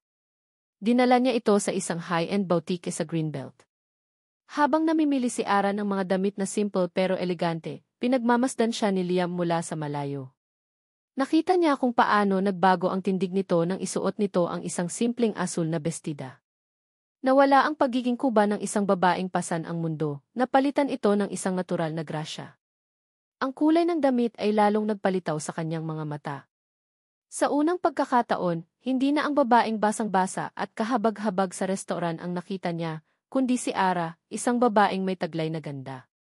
"Okay na ba to?" tanong ni Ara. Medyo nahihiya habang tinitingnan ang sarili sa salamin. Tumango lang si Liam, hindi agad makahanap ng salita. "It suits you." Habang nasa sasakyan sila papunta sa De La Vega Mansion sa Forbes Park, sinubukan ni Liam na turuan si Ara. "Ang pangalan ng nanay ko ay Victoria." Mahilig siya sa sining at ayaw niya ng maingay, simula ni Liam na parang nagbabasa ng isang script. "Huwag kang mag-alala, ako ang bahalang sumagot sa karamihan ng tanong." Tumango ka lang at ngumiti. "Paano kung ako ang tanungin niya?" usisa ni Ara. Ang kanyang mga mata ay seryoso. "Saan daw tayo nagkakilala?" "Sabihin mo sa isang art gallery." "Nagkataon lang."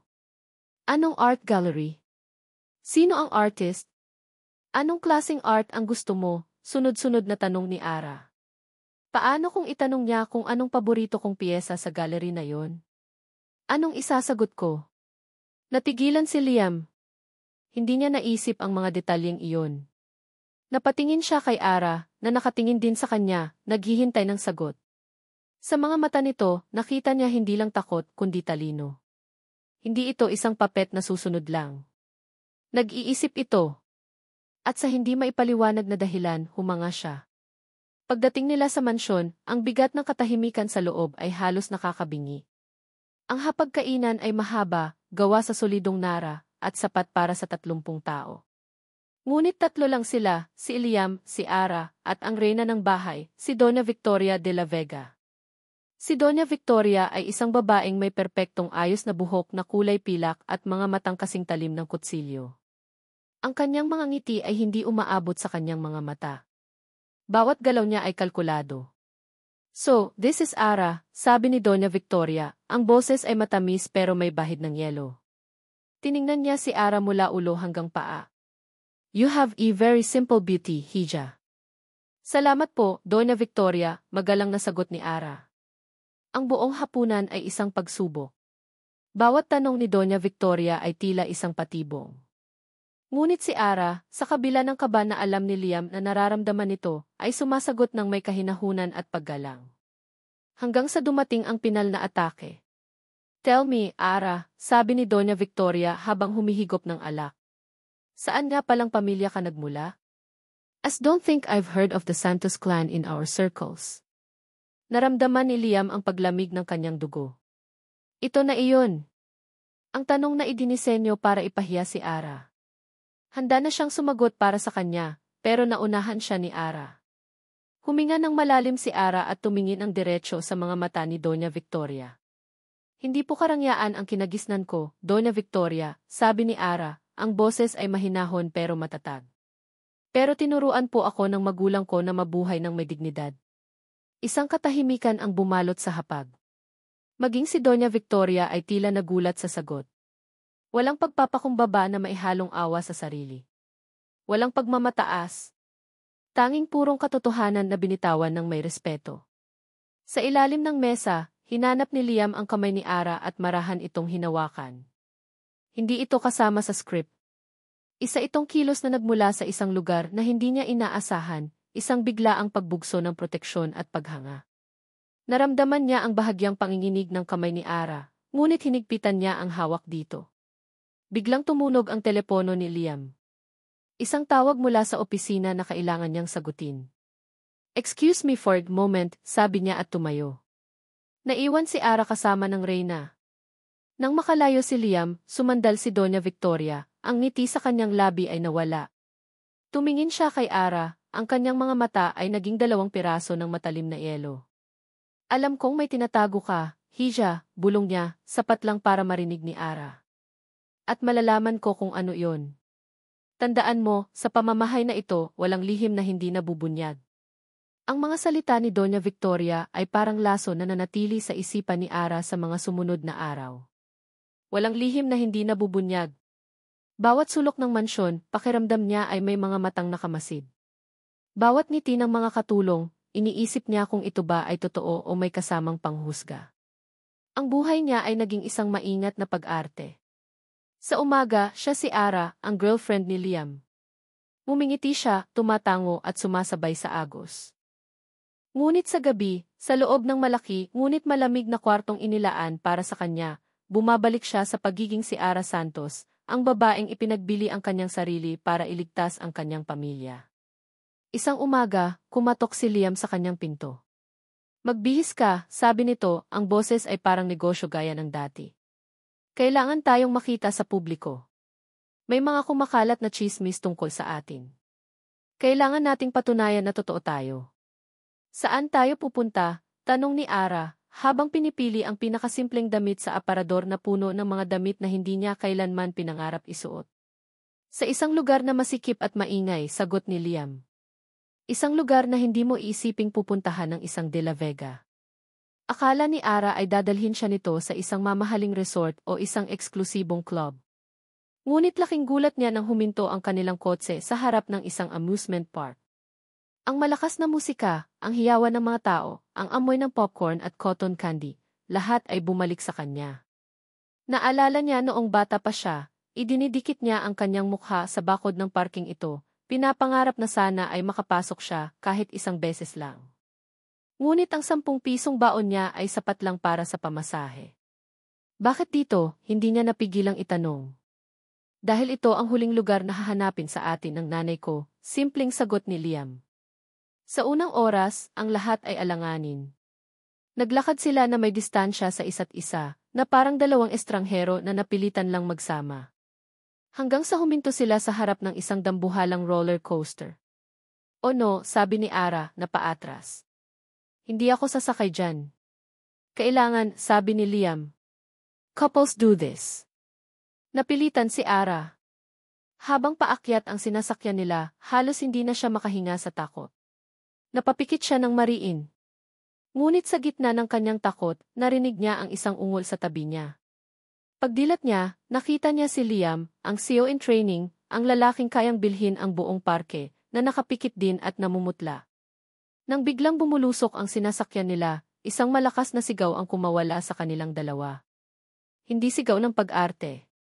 Isang tunay, nakakabinging sigaw ng takot. At nang matapos ito, pareho silang hindi makapagsalita, parehong nanginginig. At pagkatapos, isang tawa ang kumawala kay Ara. Sinundan ito ng tawa ni Liam.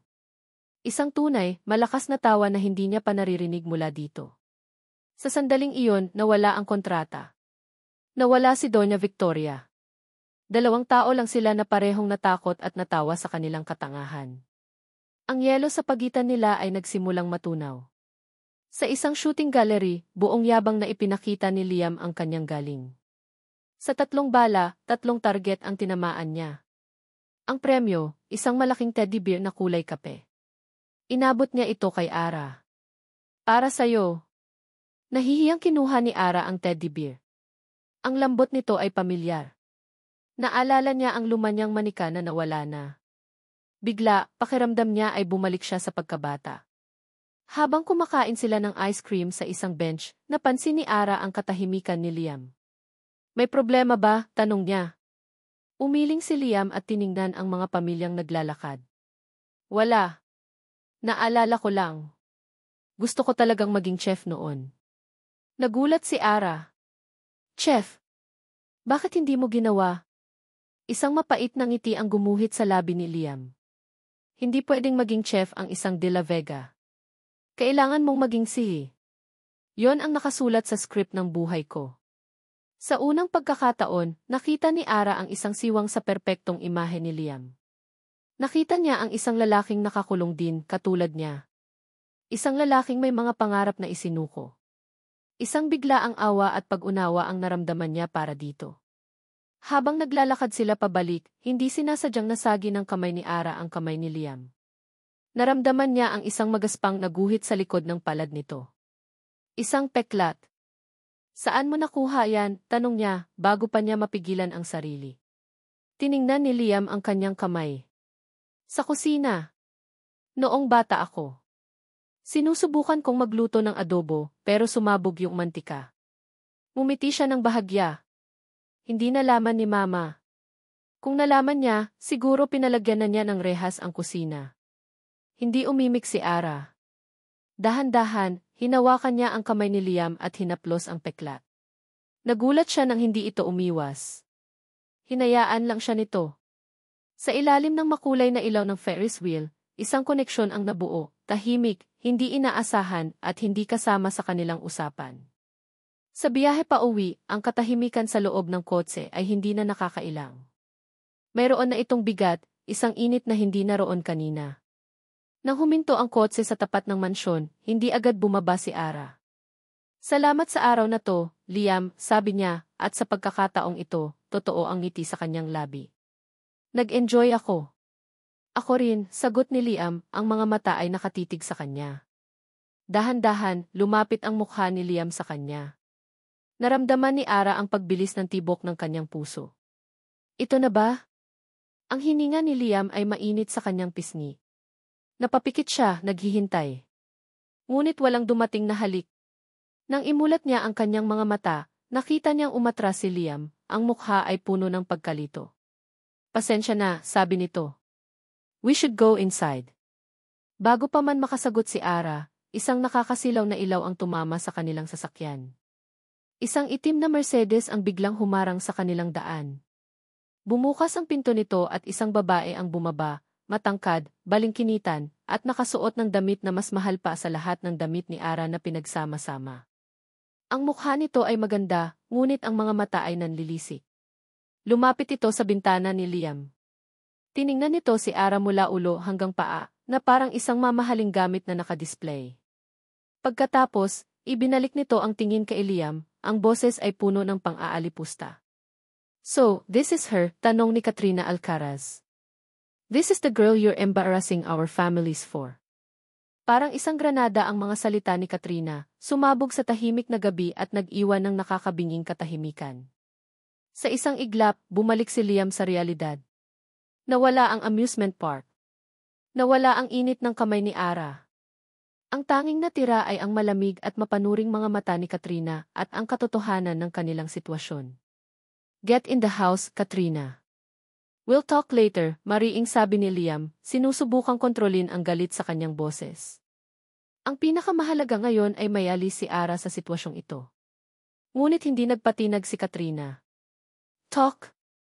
There's nothing to talk about, Liam. I can see it. Pinalitan mo ako para sa isang hamak na babaeng lansangan? Bawat salita ay isang sampal. Nakita ni Liam ang pagbabago sa mukha ni Ara. Ang bahagyang ngiti kanina ay napalitan ng isang blangkong ekspresyon. Ang mga mata nito, na kanina lang ay kumikinang, ay naging malamig at walang buhay. Para siyang isang manika na biglang nawala ng tali. That's enough, sabi ni Liam, mas matigas na ngayon. Bumaba siya ng kotse at hinarap si Katrina. Umuwi ka na. Hindi ako aalis hanggat hindi mo ipinapaliwanag ang kahibangang ito, sigaw ni Katrina, hindi alintana ang mga gwardya na nagsisimula ng magsilip. Wala akong dapat ipaliwanag sa'yo, sagot ni Liam.